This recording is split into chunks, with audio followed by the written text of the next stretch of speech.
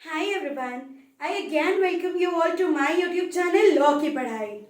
Last video में if you remember मैंने आपको करवाया था कि एजेंसी क्या होती है, एजेंट कौन होता है, प्रिंसिपल कौन होता है, राइट?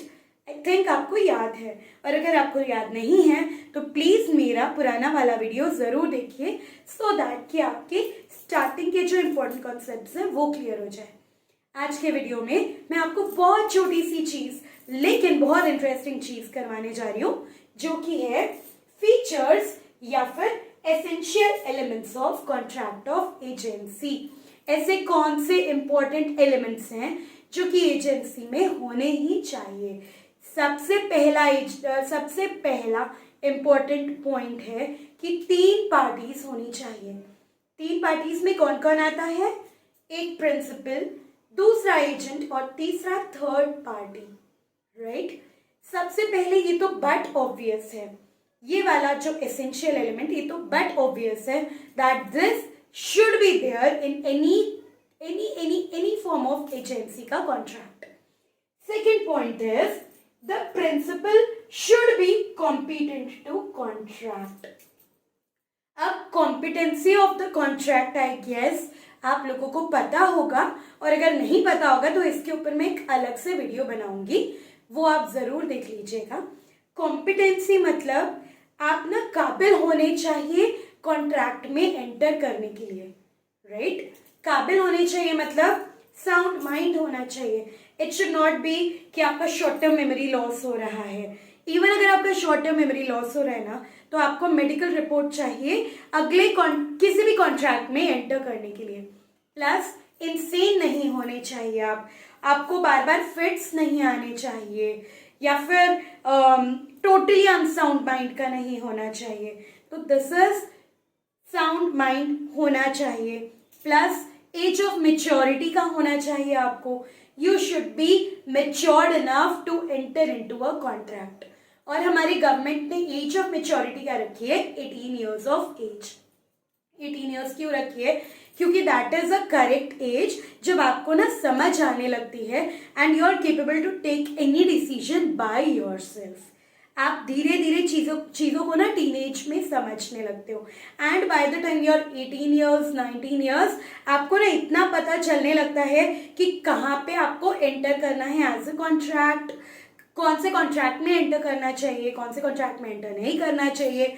तो age of maturity is one of the most important essential element कि प्रिंसिपल को ना कॉम्पिटेंट होना चाहिए, मतलब साउंड माइंड का होना चाहिए।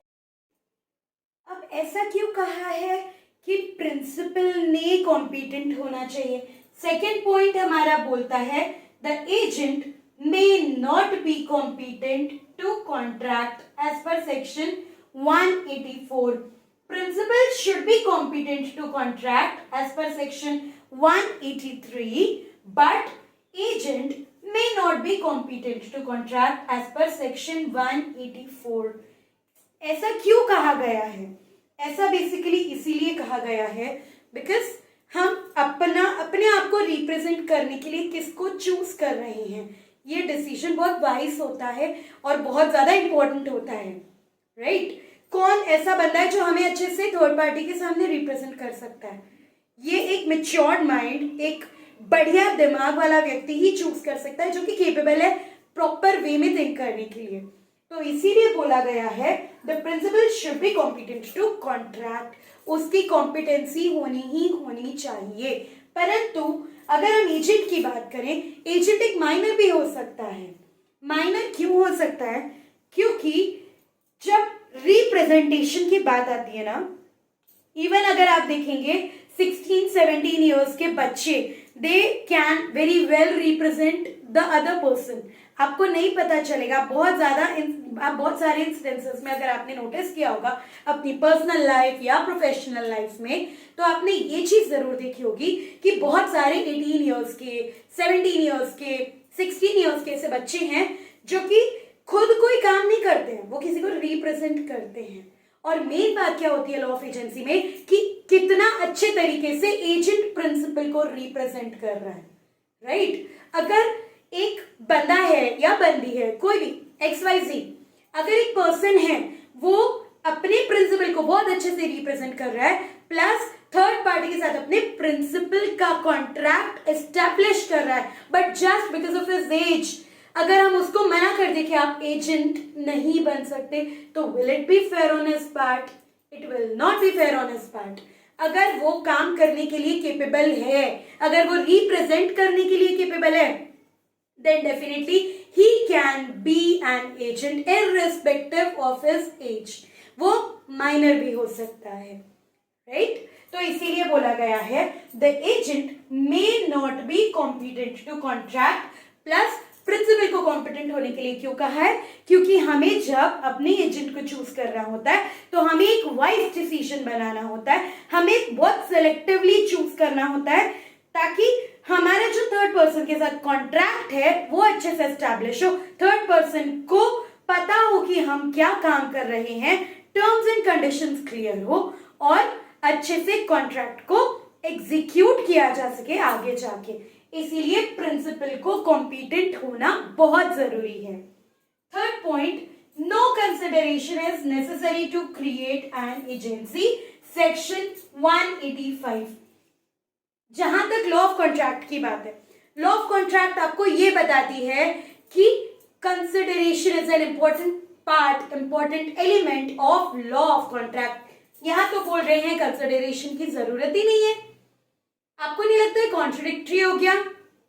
बेसिकली एजेंसी में क्या है कि आपका ना कहीं पर्सनल रिलेशंस भी आ जाते हैं. आप पर्सनली भी किसी को बोल देते हो कि yes you can be my agent, and उससे आप आगे बोल सकते हो कि आगे आप थर्ड पर्सन के सामने मुझे रिप्रेजेंट करो, राइट?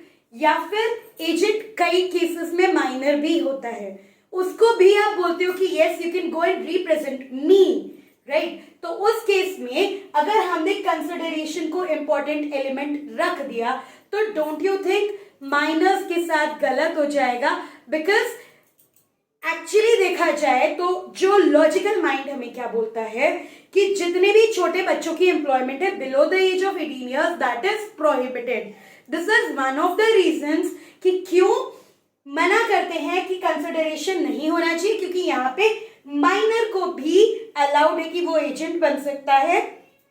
प्लस माइनर को हम किस तरीके से पेमेंट करें, उनकी सैलरी क्या रखे, वेजेस पे रखे या नहीं रखे, तो ये सारे क्वेश्चंस जो हैं ये बहुत ज्यादा इंपॉर्टेंट क्वेश्चंस हो जाते हैं जो कि आंसर करने जरूरी होते हैं. माइनर को हम we can not give him salary और वेजेस, राइट? तो कई बारी माइनर हमारे लिए एजेंट बन के हमारा काम इजी कर देता है. प्लस हमारा कुछ सर्टेनिटी नहीं होती है कि बॉस आपको ये एजेंसी जो है कंटिन्यूटी में कितना टाइम तक आप माइनर से काम करवाने वाले हो, या फिर किस तरीके से रिलेशंस होंगे, कहीं भी डिफाइंड नहीं है कि एजेंट और प्रिंसिपल का रिलेशनशिप कैसा होना चाहिए actually.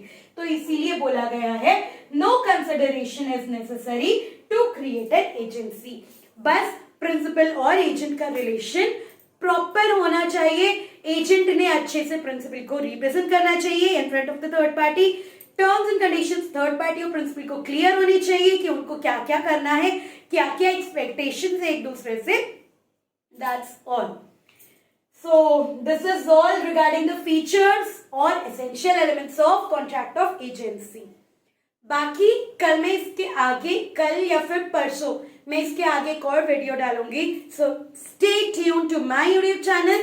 Don't forget to like, share and subscribe and ask me your doubts in the comment section down below. And please, please, please, please मेरे वीडियो को लाइक करके बहुत बहुत प्यार दीजिए मुझे and study well. Do ask me your questions, okay? Till then, please take care. Bye.